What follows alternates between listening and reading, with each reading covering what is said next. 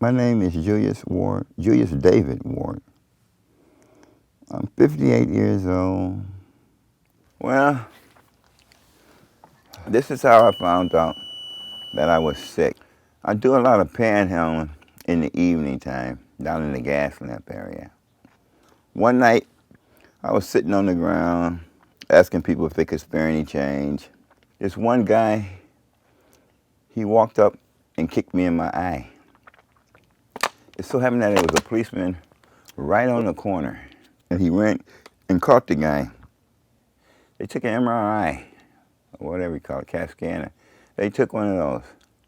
I'm laying in the hospital. I'm thinking that they're going to come back and tell me about if any bones are broken in my body. They come back and tell me that I got cancer. I need to have an operation right away.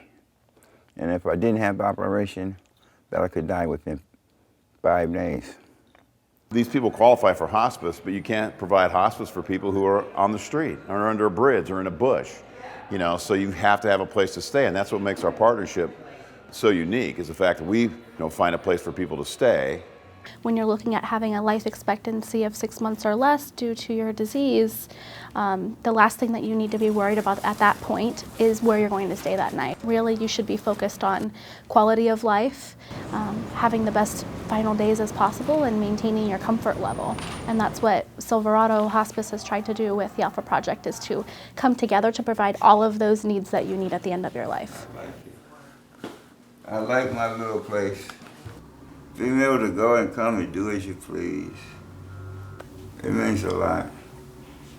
It means gaining your freedom. We're doing the best we can, piecemeal, scattering people around whenever we can find a small unit for people, then we can afford to provide that rental subsidy for them. But the ideal situation would be to have a place that they can call their own, a place that we can have all the folks from all over the county that are facing these end-of-life issues in one place that belongs to them. Okay, wait, can you see your mother? Yo, I see you ain't looking that bad. Can you see her? Huh? You ain't looking that bad. Yeah, I see you. Hi, Miss Ward. Y'all got the Christmas tree? Yeah. I see the lights on. Yeah, I'm decorating it. Hang in there till I get there. I'll try. You can do that? I think I can. Okay. All right. All right.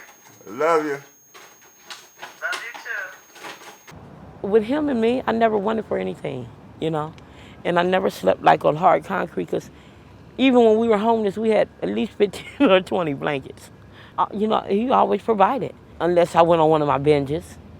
Then he'd be mad at me. But right up in here is where, when he told me the last time, I gotta go, call the ambulance. And this is the last place he slept, out here. It's not easy right now, to be with him and literally see him disappearing. So I don't want to get emotional now. His spirit is still there, The hospice role is very important to us. We honor that client's self-determination, and we're here to support that as long as it's legal and ethical. We want you to make the choices of how you want this journey to look. So in the dead of winter, he would play outside. He'd come in the house, his clothes would be wet. She'd put some dry clothes on him and he'd go right back out. So he always liked outside, He'd go to the Goodwill and he'd get the skates. Remember the old skates with the key? We would go to a basketball game and we'd go over his friend's brother's house and they would sit up all night and play chess. They were somebody's little boy or little girl at one point in time.